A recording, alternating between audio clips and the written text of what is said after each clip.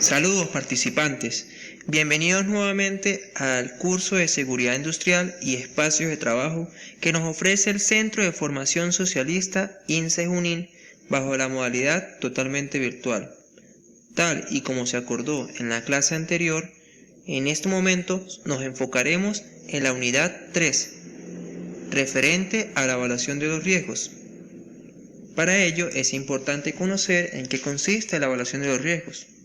La evaluación de los riesgos es el proceso dirigido a estimar la magnitud de los mismos, obteniendo la información necesaria para que la organización esté en condiciones de tomar una decisión apropiada sobre la necesidad de adoptar medidas preventivas y sobre el tipo de medidas que deben adoptarse.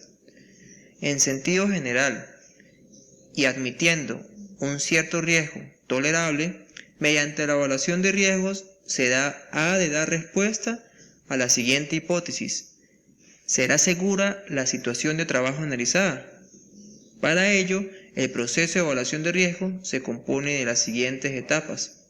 Primeramente, el análisis de riesgos, mediante el cual se identifica el peligro. Se estima el riesgo, valorando conjuntamente la probabilidad y las consecuencias de que se materialice el peligro. En consecuencia, dicho análisis proporciona la información necesaria para conocer la magnitud del riesgo. Seguidamente, se tiene la valoración del riesgo.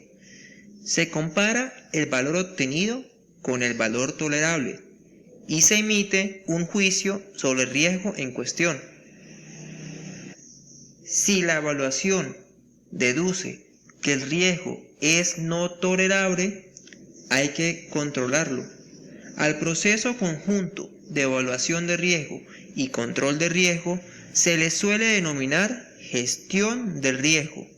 Por otro lado, si la evaluación de riesgo se viera en la necesidad de adoptar medidas preventivas, se deberá: primero, eliminar o reducir el riesgo mediante medidas de control en el origen, organizativas, de protección, colectivas, de protección individual o de formación e información a los trabajadores.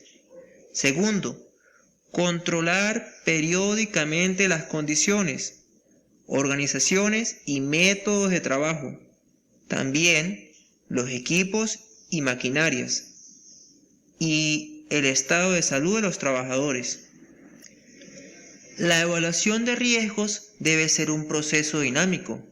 Los puestos de trabajo deben reevaluarse periódicamente dependiendo del tipo de riesgo, cuando una disposición específica así lo establezca, o cuando se detecten daños a la salud de los trabajadores, así como también cuando se manifiesten molestias o incomodidad, o cuando se produzcan cambios en las condiciones de trabajo.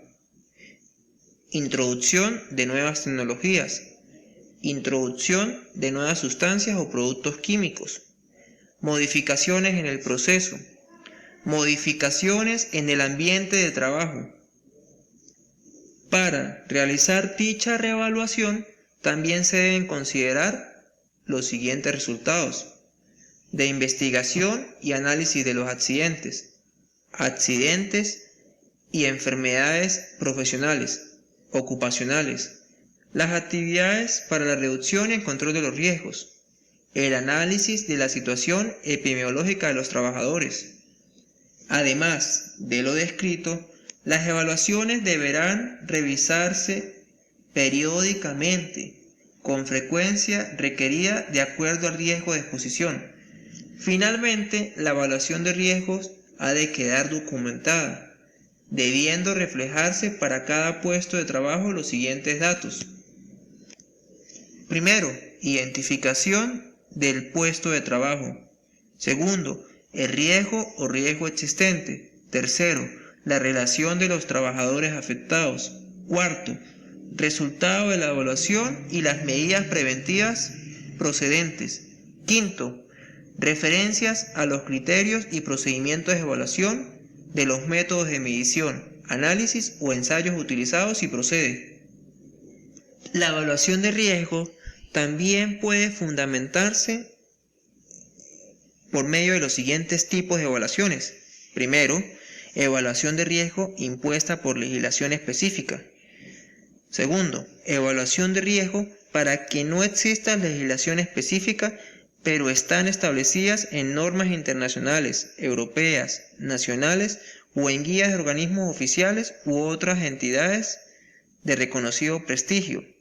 Tercero, evaluación de riesgo que precisa métodos especializados de análisis. Cuarto, evaluación general de riesgos. Tal y como dije hace unos segundos, la evaluación de riesgos puede fundamentarse en los siguientes elementos.